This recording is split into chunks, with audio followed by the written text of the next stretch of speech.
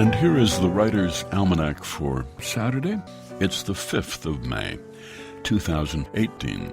Cinco de Mayo, the 5th of May, commemorating the Mexican victory over the French in the Battle of Puebla in 1862. The French army, well-armed, 8,000 strong, was routed by 4,000 ill-equipped Mexican soldiers. It was not a decisive battle. In the course of the war, became a symbol of Mexican pride. It's the birthday of the Danish philosopher Søren Kierkegaard, born in Copenhagen, 1813, son of a wealthy wool merchant, and so Kierkegaard was financially independent for the rest of his life. Homebody, rarely left Copenhagen, though he enjoyed taking carriage rides out into the country and talking to people, even servants and laborers, people who were below his class. Kierkegaard, who came up with two concepts that are commonplace to us today. One is subjectivity, the idea that we each perceive the world and truth differently, and the other, the idea that faith is not possible without doubt, that one must doubt the existence of God to have faith in the existence of God. Belief without doubt is just credulity. It was Kierkegaard who wrote that life must be understood backwards, but it must be lived forwards.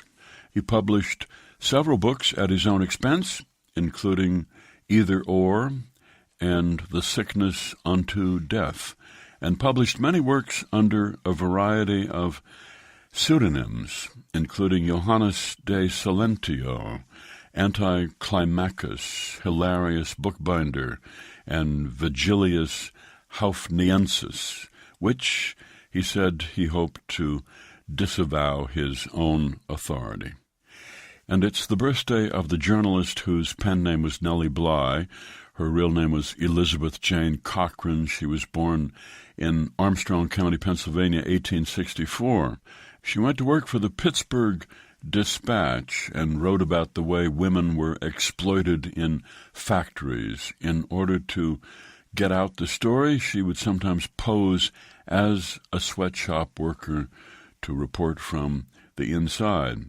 Went off to New York, got a job with the New York World, where again she went undercover, convincing doctors and judges that she was mentally ill so that she could get into the notorious Blackwell's Island Women's Lunatic Asylum and write an expose of it.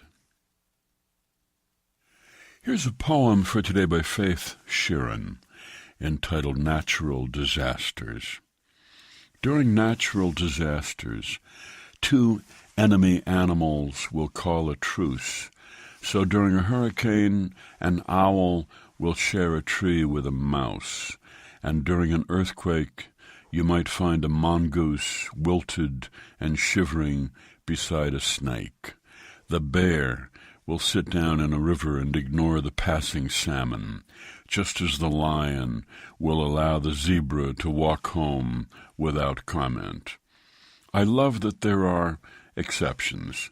At funerals and weddings, for example, the aunts, who never speak, nod politely to one another.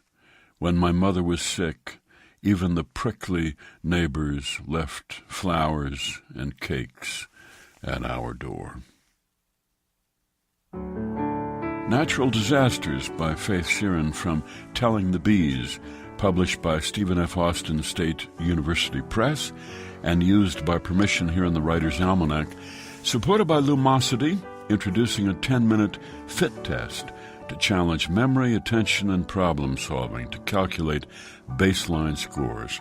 Learn more at lumosity.com. And by Progressive Insurance, working to make progress for more than 75 years. Produced by Joy Biles, assisted by Teresa Burgess. Be well, do good work, and keep in touch.